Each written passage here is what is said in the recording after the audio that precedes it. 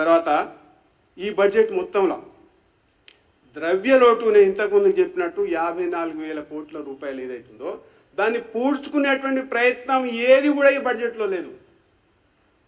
Budget అంతా కూడా ఒక సోమరి బడ్జెట్ని యాజ్ ఇట్ ఈజ్గా అక్కడిది ఇక్కడ చేసి అంకెలు అటు ఇటు అటు మార్చి ప్రవేశపెట్టినటువంటి బడ్జెట్.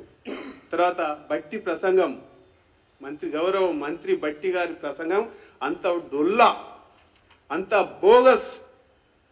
ఇది కామన్ మెన్ బడ్జెట్ కాదు, ఇది కమిషన్ల కోసం పెట్టినటువంటి బడ్జెట్. ఇంతకంటే ఈ బడ్జెట్ గురించి చెప్పుకోవాల్సినటువంటి అవసరం లేదు. తర్వాత రేవంత్ రెడ్డి గారు 2 విషయాలు చెప్పిండు. నిన్న మొన్న సన్మానాలు చేయించుకుంటుండు, పొగిడిపించుకుంటా ఉండు. ఇవాళ ఏంటంటే తా అంటే తందానా సప్పట్లు కొట్టించుకునేటువంటి వ్యవహారం నడుస్తూ ఉంది. బీసీలకు 20,000 కోట్ల రూపాయలు ప్రతి సంవత్సరం బడ్జెట్లో పెట్టి బీసీలను ఆదుకుంటున్నాడు.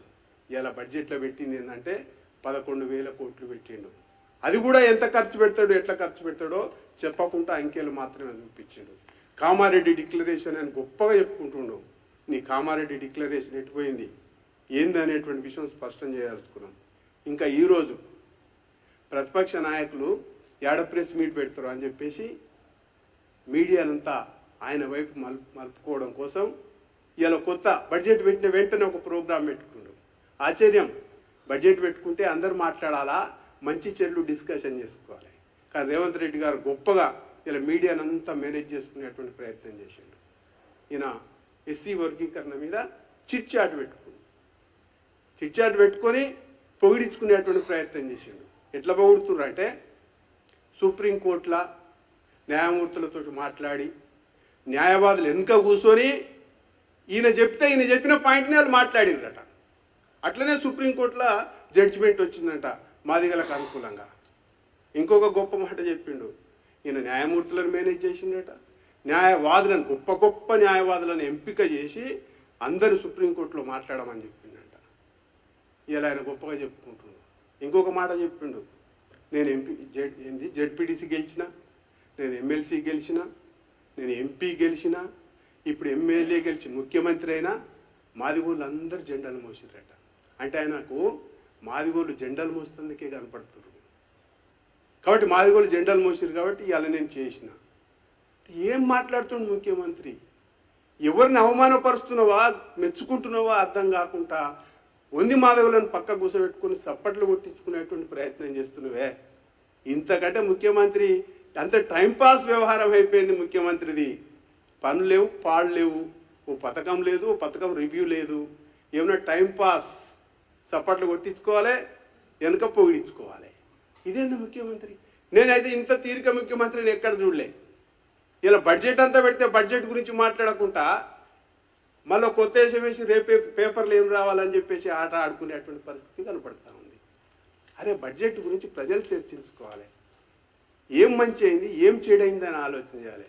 అట్లా కాకుండా ఇలా గమ్మత్తైన ఏషాలు వేస్తున్నాడు ముఖ్యమంత్రి. ఇంతకంటే ఇవాళ బడ్జెట్ గురించి పేద ప్రజలకు ఏమి ఒరిగింది లేదు. నేను ఇంతకుముందుకి అన్న చెప్పిండు అన్ని సెక్షన్స్ సెక్టార్ వైజ్గా. నేను ఒక సెక్టర్ చెప్తా. యువతకు సంబంధించినటువంటి దాంట్లో యువకులని, విద్యార్థులని, నిరుద్యోగులని నిలువున ముంచినటువంటి సర్కార్ ఏదైతుందో రేవంత్ రెడ్డి సర్కార్. నిరుద్యోగ భృతి ఎటుపోయింది? బడ్జెట్లు ఎందుకు పెట్టలే? సంవత్సరం అయిపోయింది, 12వ సంవత్సరం నడుస్తూ ఉంది. ఆల్రెడీ 25% ప్రభుత్వం అయిపోయింది. ఇంకా నువ్వెప్పుడు నిరుద్యోగుల గురించి ఆలోచన చేస్తావు, యువత నిరుద్యోగ భృతి గురించి ఆలోచన చేస్తావు. ఇదంతా కూడా మోసం బడ్జెట్. ఈ బడ్జెట్ వల్ల తెలంగాణ ప్రజలకు వచ్చింది ఏం లేదు. రాబోయే కాలంలో తెలంగాణ ప్రజలు ఇంకా ఇబ్బంది పడతారు. నిన్న సెంట్రల్ యూనివర్సిటీ భూమిలో చూసి వచ్చినావు రియల్ ఎస్టేట్ బ్రోకర్గా. ఇంకోసారి ఇంకేడ భూములు ఉన్నాయో ఏడ చూస్తావో నీవు ఆలోచన చేసుకునేటువంటి పరిస్థితి దగ్గరికి వచ్చింది. మరి ఇది లాస్ట్కి ఏంటంటే ఇది నువ్వు చివరి బడ్జెటా? దీంట్లో అని మాకు అనుమానం వస్తుంది. ముఖ్యమంత్రిగా ఇది నీ చివరి బడ్జెట్ అవుతుందేమో, ఒకసారి ఆలోచన చేసుకుంటే మంచిది. బడ్జెట్ని అంతా కూడా సవరించి పేద ప్రజలకు ఉపయోగపడే బడ్జెట్ పెట్టాలని చెప్పేసి రాష్ట్రం అభివృద్ధి దిశగా తీసుకుపోయేటువంటి బడ్జెట్ పెట్టాలని చెప్పేసి, బడ్జెట్ను సవరించాలని చెప్పేసి భారతీయ జనతా పార్టీగా డిమాండ్ చేస్తాం.